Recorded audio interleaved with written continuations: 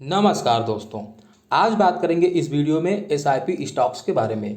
मैं आपको कुछ ऐसे स्टॉक्स बताने वाला हूं जिसको कि आप आने वाले 5 ईयर 10 ईयर या इवन मोर देन 10 ईयर के लिए कंसिडर कर सकते हो।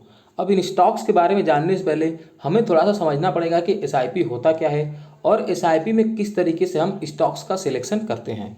अब देखिए, एसआईपी का मतलब होता है सिस्टमैटिक इन्वेस्टमेंट प्लान। ये एक तरीके का प्रोसेस होता है जिसमें कि आप लॉन्ग टर्म में वेल्थ क्रिएट कर सकते हो इस प्रोसेस को फॉलो करके। अब इसमें होता क्या है, जनरली आप एक फिक्स अमाउंट लेते हो, उसको मंथली बेसिस पे आप जो है एक फिक्स डेट पे उसको मंथली बेसिस पे हमेशा इन्वेस्टमेंट करते रहते हो लॉन्ग टर्म के लिए। अब ये ज़रूरी नहीं है कि मंथली बेसिस पे ही हो, इसको आप वीकली, क्वार्टरली या इवन एनुअल बेसिस पे भी कर सकते हो इन्वेस्टमेंट। लेकिन चूंकि हमारे देश में क्या, ऑल ओवर वर्ल्ड में हमारी जो सैलरी आती है वो मंथली बेसिस पे आती है, तो आदमी अपनी बचत या सेविंग्स भी मंथली बेसिस पे ही करता है। और अगर बचत आप मंथली बेसिस पे करोगे तो इन्वेस्टमेंट भी हर जो है आदमी अपनी मंथली बेसिस पे ही करता है।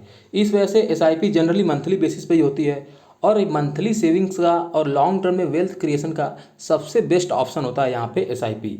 अब देखिए, इससे होता क्या है, अगर आप एसआईपी के जरिए पैसे इन्वेस्टमेंट करते हो, इससे आप जो मार्केट का फ्लक्चुएशन से उससे बच जाते हो, उसका जो रिस्क है आप उससे बच जाते हो। वो कैसे, चलिए थोड़ा समझते हैं। अब देखिए, मार्केट हमेशा एक ही डायरेक्शन में, ऊपर डायरेक्शन में ही नहीं जाता है। मार्केट हमेशा इसे कभी ऊपर जाता है, कभी नीचे जाता है, फिर कभी ऊपर कभी नीचे, मार्केट इस तरीके से ट्रेवल करता है। अब मान लीजिए किसी मंथ में आपने यहाँ जो मार्केट ऊपर था वहाँ पे इन्वेस्टमेंट करा, अगले मंथ में मार्केट जब थोड़ा नीचे था आपने यहाँ पे किया, अगले मंथ में आपने यहाँ पे इन्वेस्टमेंट किया, फिर आपने यहाँ पे किया, फिर आपने यहाँ पे किया। तो आप देखिए, अलग अलग मंथ में अलग अलग प्राइसेस पे आप इन्वेस्टमेंट कर रहे हो, लेकिन बहुत लॉन्ग टर्म में 5 ईयर 7 ईयर 10 ईयर में ये जो आपका एवरेज प्राइस होगा इन्वेस्टमेंट का वो कहीं बीच में ऐसा आ रहा होगा और लॉन्ग टर्म में आप जो है इससे अच्छा पैसा बना लोगे। अब देखिए, लॉन्ग टर्म में एसआईपी के बेनिफिट्स क्या होते हैं, अगर उसकी बात करें तो सबसे पहला जो आपका कॉस्ट है वो एवरेज हो जाता है, इसका आपको फ़ायदा मिलता है, जैसा मैंने अभी आपको फिगर बना के दिखाया था, चार्ट बना के। इसके साथ साथ जो पावर ऑफ कंपाउंडिंग है आप उसका बेनिफिट उठा पाते हो। आपको पता है जो पावर ऑफ कंपाउंडिंग है वो हमेशा लॉन्ग टर्म में ही काम करती है। अब देखिए, power of compounding long term में ही काम क्यों करती है, तो उसके लिए आपको थोड़ा सा जो फार्मूला है वो समझना पड़ेगा कंपाउंडिंग का। देखिए, ये कंपाउंडिंग का फार्मूला होता है, यहाँ पे जो एन है, जो नंबर ऑफ ईयर्स है, जो टाइम है, वो पावर में होता है। तो जैसे जैसे आप टाइम को ज़्यादा देते जाओगे वो देखिए पावर में बढ़ने लगता है। तो इसी वजह से आपका जो जो मनी है वो मल्टीफोल्ड, कई गुना होने लगती है। इसी वजह से लॉन्ग टर्म के लिए हमेशा आपको इन्वेस्टमेंट करनी चाहिए। जो कंपाउंडिंग है उसका आपको बेनिफिट तभी मिलेगा जब आप एक लॉन्ग टर्म इन्वेस्टमेंट करोगे। अब चलिए देखिए, हमने एसआईपी तो समझ ली। अब एसआईपी के लिए किस टाइप की कंपनी आपको सेलेक्ट करनी है, कैसी कंपनियों में आपको एसआईपी करनी होती है, तो उसके लिए यहाँ पे देखिए 3-4 क्राइटेरिया है जिसको आपको फॉलो करनी है। ऐसी कंपनी होनी चाहिए जहाँ पे अर्निंग विजिबिलिटी आपको जो है 10 to 20 ईयर्स के लिए दिखे। अब ऐसी नहीं कि कोई ऐसी कंपनी जो भी हाल फिलहाल में तो बहुत अच्छा कर रही है लेकिन उसका फ्यूचर हमें पता नहीं है, फ्यूचर में वो कंपनी कैसा करेगी, तो ऐसी कंपनी को आपको नहीं लेना है। ऐसी कंपनी लेनी है जहाँ पे आने वाले 10 से 20 सालों में अर्निंग विजिबिलिटी दिखाई दे रही हो और ये कंपनी जो है, जो इकोनॉमिक अप्स एंड डाउन्स होती है उसको सर्वाइव कर सकती है। अब देखिए, ऐसा क्यों बोल रहा हूँ, क्योंकि अभी देखिए अभी ऐसा पैंडेमिक चल रहा है, कोविड वगैरह का, बहुत सारे ऐसी कंपनी है जो इस पैंडेमिक के जब लॉकडाउन वगैरह हुए तो वो कंपनी अपने आप को संभाल नहीं पाई, कंपनी जो है बैंकरप्सी में चली गई। तो हमें ऐसी कंपनियाँ चाहिए जो इकोनॉमिक जब ऊपर अच्छा कर रही हो, जीडीपी देश का अच्छा कर रहा हो तब तो अच्छा करे ही करें, लेकिन मान लीजिए कुछ टाइम के लिए इकॉनमी वगैरह अच्छा नहीं कर रही है, उस कंडीशन में भी वो कंपनी अपने आप को सर्वाइव कर पाए। क्योंकि हमें भी पता है किसी भी देश की इकॉनमी हमेशा अच्छा नहीं करती है, हमेशा लोगों के पास जॉब्स नहीं रहते हैं, कभी ऐसा कंडीशंस आता है जो जॉब रेट्स अपने बिल्कुल लोवेस्ट रेट पे आ जाते हैं, लोगों के पास केवल खाने भर के ही पैसे होते हैं, तो लोग इन्वेस्टमेंट कहाँ से करेंगे। तो ऐसी कंडीशंस में बहुत सारी कंपनियां सर्वाइव नहीं कर पाती हैं, इस चीज़ का भी आपको ध्यान में रखना है। उसके साथ साथ आपको सेक्युलर सेक्टर्स मतलब चूज करना है यहाँ पे इन्वेस्टमेंट करने के लिए। एग्जांपल के लिए आप एफएमसीजी ले सकते हो, कंजम्पशंस ले सकते हो, इंश्योरेंस बिजनेस ले सकते हो। अब सेक्युलर सेक्टर्स का क्या मतलब होता है, एक ऐसे सेक्टर्स हों जहाँ पे आपको अर्निंग विजिबिलिटी दिखाए और इन सेक्टर्स की डिमांड हमेशा बनी रहती है। अब जैसे एफएमसीजी की बात करें तो भले ही आदमी के पास देखिए अगर कितनी भी किल्लत आ जाए लेकिन आदमी खाना पीना नहीं छोड़ेगा, सुबह उठ के ब्रश वगैरह करना नहीं छोड़ेगा, राइट। उसके साथ नाश्ता करना, खाना पीना, कपड़े पहनना, ये सब सारी बेसिक चीज़ें हैं, ये सब आदमी कभी भी नहीं छोड़ेगा। इन सब से रिलेटेड जो कंपनीज होती हैं या जो सेक्टर्स होते हैं उनको सेक्युलर सेक्टर कहा जाता है। उसके बाद अगर एक और कुछ क्राइटेरिया की बात करूं तो ये जो कंपनीज होती हैं वो जो है कंसिस्टेंट बिजनेस परफॉर्मर होनी चाहिए। अब यहाँ पे मैंने बिजनेस परफॉर्मर क्यों लिखा है, स्टॉक परफॉर्मर क्यों नहीं लिखा है, क्योंकि बहुत सारी ऐसी कंपनी होती हैं जिनका बिजनेस तो अच्छा कर रहा होता है, लेकिन कुछ टाइम के लिए उनका स्टॉक जो है कंसोलिडेशन में चला जाता है। अगर रिलायंस इंडस्ट्रीज़ की बात करी जाए तो 2009 से लेके और 2014 के बीच में रिलायंस ने बिल्कुल कुछ भी रिटर्न नहीं दिया था। इवन 11 से 12% का कंपनी ने जो है निगेटिव रिटर्न दिया था। लेकिन क्या रिलायंस का बिजनेस उस टाइम अच्छा नहीं कर रहा था? तो नहीं, रिलायंस का बिजनेस काफ़ी ज़्यादा अच्छा कर रहा था। इवन अगर मैं हिंदुस्तान यूनिलीवर की बात करूँ, HUL की, तो ये भी लगभग 2000 से लेकर 2010 के आसपास इस कंपनी ने भी बिल्कुल कुछ भी रिटर्न नहीं दिया था, जबकि इस कंपनी का बिजनेस भी काफ़ी ज़्यादा अच्छा कर रहा था। तो इस वजह से मैं बोल रहा हूँ कि कंसिस्टेंसी स्टॉक प्राइस में नहीं, बिजनेस के परफॉर्मेंस में कंसिस्टेंसी होनी चाहिए। स्टॉक आज नहीं तो कल लॉन्ग टर्म में बिजनेस को फॉलो करता ही करता है। उसके बाद यहाँ पे अगर नेक्स्ट क्राइटेरिया की बात करूँ तो हमेशा जो है हमें मार्केट लीडर को यहाँ पे सिलेक्ट करना है। वो क्यों? वो जो है इस वाले पॉइंट से डिराइव होकर आता है, क्योंकि देखिए जब इकोनॉमी अच्छा करती है तब तो कंपनी अच्छा करती है, लेकिन जब इकोनॉमी ख़राब करने लगती है तो वहाँ पे जब सर्वाइवल की बात आती है तो मार्केट लीडर जो है सर्वाइव कर ही जाते हैं। ज़्यादातर यहाँ पे चांसेज होते हैं जो छोटी मोटी कंपनी होती है वो सर्वाइव नहीं कर पाते हैं। इस वजह से आपको जो है हमेशा मार्केट लीडर को सिलेक्ट करना है। उसके बाद एक और पॉइंट जो बहुत ही ज़्यादा मायने रखती है वो मैनेजमेंट की क्वालिटी। मैनेजमेंट देखिए एथिकल होना चाहिए। एंड ऑफ द डे देखिए क्या होगा, भले ही कोई कंपनी कितनी भी तेज़ी से ग्रो कर रही हो, अगर मैनेजमेंट अच्छा नहीं है, सच्चा नहीं है, तो आज नहीं तो कल 2 या 3 साल में बाद कभी ना कभी वो आपको धोखा दे देगा। और जैसे ही यहाँ पे मैनेजमेंट में कोई भी फ्रॉड वगैरह के केसेज लगेंगे, उस टाइम पे स्टॉक प्राइस काफ़ी तेज़ी से गिरता है, लोअर सर्किट लगने लगते हैं। तो मान लीजिए आपने उस कंपनी में 2-3 साल में काफ़ी अच्छा रिटर्न बनाया होगा, लेकिन जैसे ही फ्रॉड के केस आ जाते हैं बिल्कुल स्टॉक प्राइस इतनी तेज़ी से गिरेगा कि आप उसमें से निकल नहीं पाओगे, आपका पूरा का पूरा प्रॉफिट खत्म हो जाएगा। इस वजह से बोलता हूँ मैनेजमेंट की क्वालिटी देखना हमेशा बहुत जरूरी होता है SIP के लिए। उसके साथ साथ जो सिक्लिकल सेक्टर्स होते हैं उसको आपको अवॉइड करना है। सिक्लिकल सेक्टर्स जिनका बिजनेस कभी ऊपर चलता है कभी नीचे चलता है, कभी ऊपर, जैसे कि फार्मा हो गया, उसका सीमेंट वाले हो गए बिजनेसेज, कुछ इंफ्रास्ट्रक्चर की जो कंपनी होती है उनको भी आपको अवॉइड करना है। इसके साथ साथ जो एसेट हैवी बिजनेस है उनको भी आपको अवॉइड करना है, जैसे कि रियल एस्टेट वगैरह हो गए, इंफ्रास्ट्रक्चर से रिलेटेड कंपनी हो गई, क्योंकि उनमें डेट वगैरह काफ़ी ज़्यादा लेनी पड़ती है और उसमें बहुत कम ही कंपनी जो है सर्वाइव कर पाती हैं। आप 10 साल पहले देख लो इंफ्रास्ट्रक्चर में कितनी ज़्यादा कंपनी थी जो अभी भी सर्वाइव कर रही हैं। आपको बहुत ही बिरले कंपनी मिलेंगी, जैसे कि L&T वगैरह हो गई, ये तो खैर बहुत ही टॉप नॉच कंपनी है, लेकिन बहुत सारे ऐसी कंपनी थी जो 10 साल पहले काफ़ी ज़्यादा अच्छा कर रही थी रियल इस्टेट से रिलेटेड या इवन इंफ्रास्ट्रक्चर से रिलेटेड। आज वो कंपनी का कहीं भी नाम पता नहीं है। तो चलिए ये तो हमने देख लिया कौन सी कंपनी है जिनको आप SIP के लिए कंसिडर करना है। अब यहाँ पे आते हैं फाइनली जो मैंने आपके लिए सिलेक्शन किया है SIP स्टॉक्स का, आप इसको एज ए मॉडल पोर्टफोलियो ले सकते हो। अब देखिए यहाँ पे मैंने हर सेक्टर से जो 2 या 3 स्टॉक्स अच्छे हैं मैंने उनको सिलेक्ट किया है। इवन किसी किसी सेक्टर में 5 या उससे ज़्यादा स्टॉक्स सेलेक्ट किए हैं।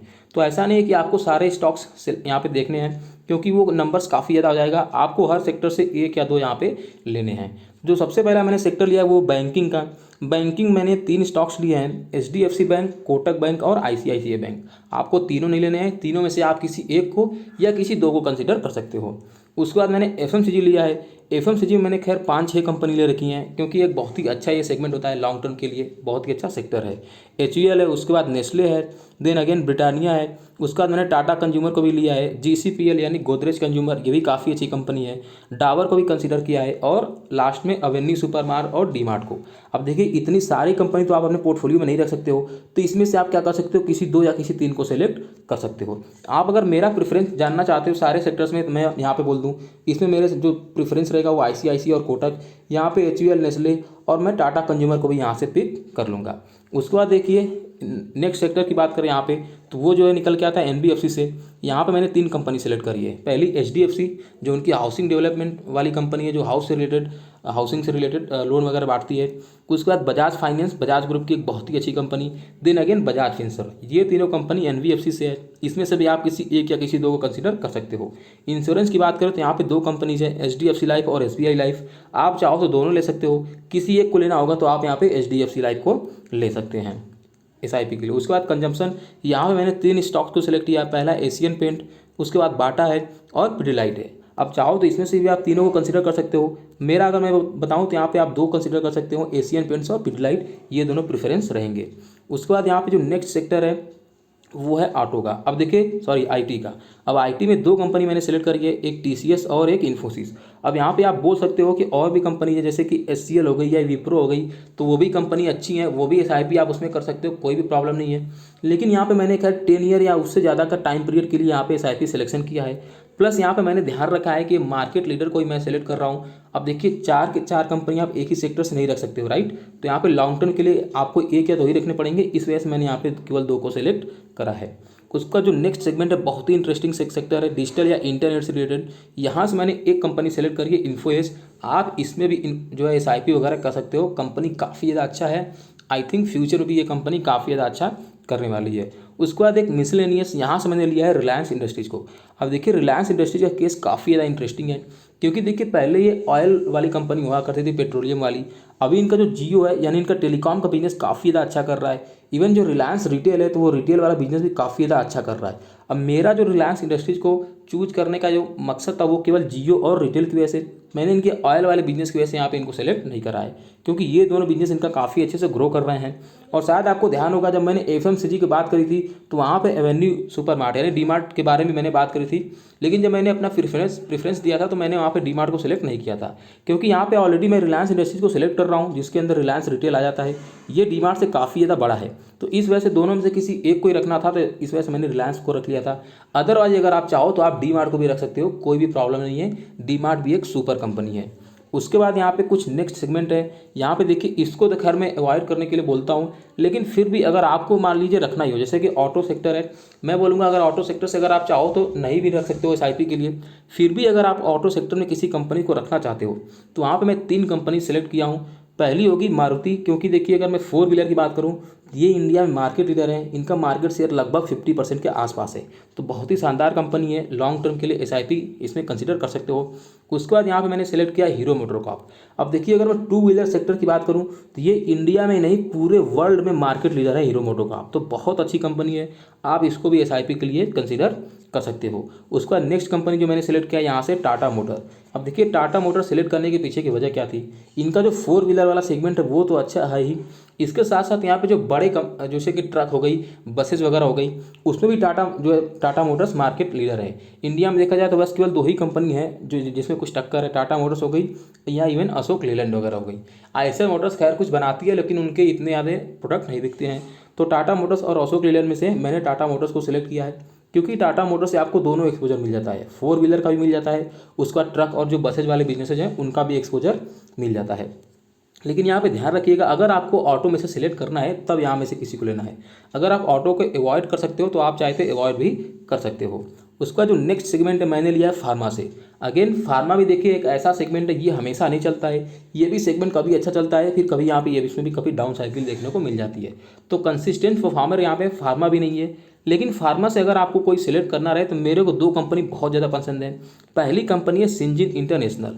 अब देखिए जो इनका बिजनेस है टोटल जो एक तरीके से कह लीजिए ट्रेडिशनल फार्मा जो बिजनेसेज होते हैं वैसा नहीं है, इनका क्रैम्स का या इवन CDMO का बिजनेस है, कॉन्ट्रैक्ट डेवलपमेंट मैन्युफैक्चरिंग ऑर्गेनाइजेशन, ऐसा करके जो इनका बिजनेस है वो काफ़ी ज़्यादा अच्छा कर रहा है। तो आई थिंक आने वाले टाइम पे जो ये जो बिजनेस है इंडिया में काफ़ी ज़्यादा बूम करने वाला है। तो फार्मा में आप सिंजिन को अच्छी तरीके से कंसिडर कर सकते हो SIP के लिए। पर्सनली मेरे पोर्टफोलियो में भी ये है। इसके साथ साथ अगर कोई एक और कंपनी मेरे को सिलेक्ट करनी रहे फार्मा से तो मैं सिलेक्ट करूँगा डॉक्टर रेड्डी। काफ़ी अच्छी कंपनी है, इवन ये भी लगभग मार्केट लीडर ही है। अगर फार्मा सेक्टर में बात करी जाए तो सन फार्मा के बाद यही सबसे बड़ी कंपनी है इंडिया में और काफ़ी अच्छा कर रही है, तो इस कंपनी को भी आप सेलेक्ट कर सकते हो। उसके बाद इंफ्रास्ट्रक्चर से, अब देखिए इंफ्रास्ट्रक्चर से मैंने मना किया था कि यहाँ पर बहुत ही एसेट हैवी हो जाता है, कंपनी डेट वगैरह लेती हैं। 10 ईयर के अगर आप मतलब टाइम फ्रेम पे देखोगे तो बहुत कम ही इंफ्रास्ट्रक्चर कंपनी टिक पाती हैं यहाँ पे। लेकिन अगर इस सेक्टर से आपको कोई एक कंपनी लेनी है तो वो होगी one and only Larsen and Toubro यानी कि L&T। बहुत ही शानदार कंपनी है दोस्तों, मैं बता रहा हूँ। और देखिए अगर इंडिया में इंफ्रास्ट्रक्चर का बूम आएगा जो कि आने वाला है, किसी भी देश की देखिए डेवलपमेंट जब होती है तो वहाँ पर जो इंफ्रास्ट्रक्चर होती है उसको डेवलपमेंट करना बहुत ही ज़रूरी है। कोई भी देश बिना इंफ्रास्ट्रक्चर डेवलप हुए कोई भी देश डेवलप नहीं हो सकता। और अगर इंडिया में इंफ्रास्ट्रक्चर सबसे अगर अच्छा होना है, डेवलप होना है, तो वहाँ पे कोई एक कंपनी जिसको सबसे ज़्यादा फायदा होना है वो है लार्सन एंड टुब्रो, क्योंकि बहुत बड़ी कंपनी है। सबसे कम दाम में सबसे कम प्राइस में जो है टेंडर वगैरह लेती है गवर्नमेंट से और उसको जो है एग्जीक्यूट करती है, तो एफिशिएंसी वाइज भी काफ़ी ज़्यादा अच्छी है। इस वजह से यहाँ पे जो है कंपटीशन के मामले में भी अपने जो इनके पीएस कंपनी है उनसे काफ़ी ज़्यादा आगे है। खैर मार्केट वाइज भी मतलब साइज वाइज भी कंपनी इंडिया की सबसे बड़ी कंपनी है। तो इस वजह से अगर आपको इंफ्रास्ट्रक्चर से रिलेटेड कोई एक कंपनी रखनी हो तो आप यहाँ पर जो है लार्सन एंड टुब्रो को कंसीडर कर सकते हो। अब देखिए ये मेरी फाइनल लिस्ट हो गई।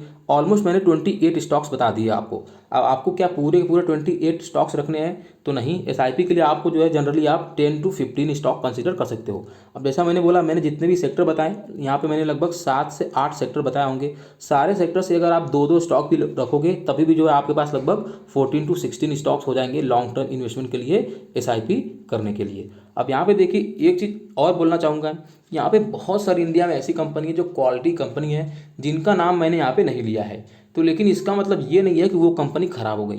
जैसे देखिए बैंकिंग में एसबीआई ये गवर्नमेंट कंपनी है, काफ़ी अच्छी कंपनी है।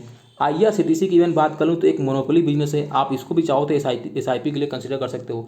मैंने इसको इस वजह से नहीं कंसिडर किया क्योंकि देखिए गवर्नमेंट थोड़ा रेलवे को प्राइवेटाइज करने जा रही है, तो कल को आईआरसीटीसी के साथ क्या होगा ये थोड़ा सा क्लैरिटी नहीं है, तो इस वजह से मैंने इसको जो है थोड़ा सा अवॉइड कर दिया। लेकिन इसका मतलब आईआरसीटीसी खराब कंपनी हो गई क्या? तो नहीं, आईआरसीटीसी बिल्कुल भी खराब कंपनी नहीं है, आप इसको भी एसआईपी के लिए जो है कंसिडर कर सकते हो।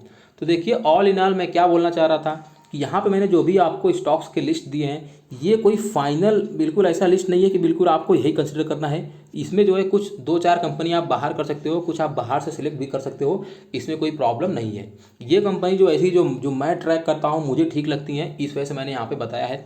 खैर कंपनी बहुत ही अच्छी है, जस्ट बिकॉज मैं कंपेयर मतलब इसको मैंने स्टडी किया इस वजह से अच्छी नहीं है। मैं स्टडी नहीं भी करता तभी भी ये कंपनी अच्छी है, मेरे स्टडी करने से थोड़ी नहीं कंपनी अच्छी हुई है, ये ऑलरेडी अच्छी है क्योंकि इनका बिजनेस अच्छा है। तो चलिए आप यहाँ पे मेरे को कमेंट करके बताइए कि ये जितनी कंपनीज मैंने यहाँ पे लिस्ट दी है मैंने, आपके पास उनमें से कौन कौन कंपनीज हैं जिसमें आप एसआईपी कर रहे हो, आप मुझे कमेंट करके बताना। क्योंकि देखिए जितने लोगों के कमेंट्स आते हैं कंपनी पे, उससे थोड़ा सा मुझे भी जानने को मिलता है कि कितने लोग किस कंपनी में कितना ज़्यादा इन्वेस्टमेंट कर रहे हैं, तो इससे थोड़ा सा डिसीजन लेने में सबको मतलब अच्छा होता है, डिसीजन लेने में सबको फ़ायदा होता है। इवन मुझे भी काफ़ी ज़्यादा फ़ायदा होता है जब आप लोग कमेंट्स पढ़ता हूँ। तो आप कमेंट जरूर करना, आप मेरे को बताना जरूर कि इन सारे लिस्ट में से आपके पास कौन सारे स्टॉक्स हैं, और इसके साथ अगर मान लीजिए मैंने कोई स्टॉक मिस कर दिया है और आपको लगता है कि वो एसआईपी के लायक है, तो आप उसको भी जो है कमेंट करके बताना, मैं ज़रूर उसको कंसिडर करूँगा और उस कंपनी के ऊपर मैं अपनी राय भी दूंगा कि क्या वाकई वो कंपनी एसआईपी के लिए है या नहीं है, या उस कंपनी के बारे में मैं क्या सोचता हूँ। तो चलिए वीडियो यहीं पे स्टॉप करेंगे। आई होप कि वीडियो आपको पसंद आया होगा। अगर वीडियो पसंद आए तो इसको लाइक करिए, चैनल को सब्सक्राइब करके बेल आइकन दबा लेना। अपने फ्रेंड्स और फैमिली के साथ भी शेयर कर सकते हो अगर कंटेंट अच्छा लग रहा है, लगता है कि वो भी इससे बेनिफिट वगैरह हो सकते हैं। तो वीडियो यहीं पे स्टॉप करेंगे। वीडियो देखने के लिए बहुत बहुत धन्यवाद। आपका दिन शुभ रहे। जय हिंद दोस्तों।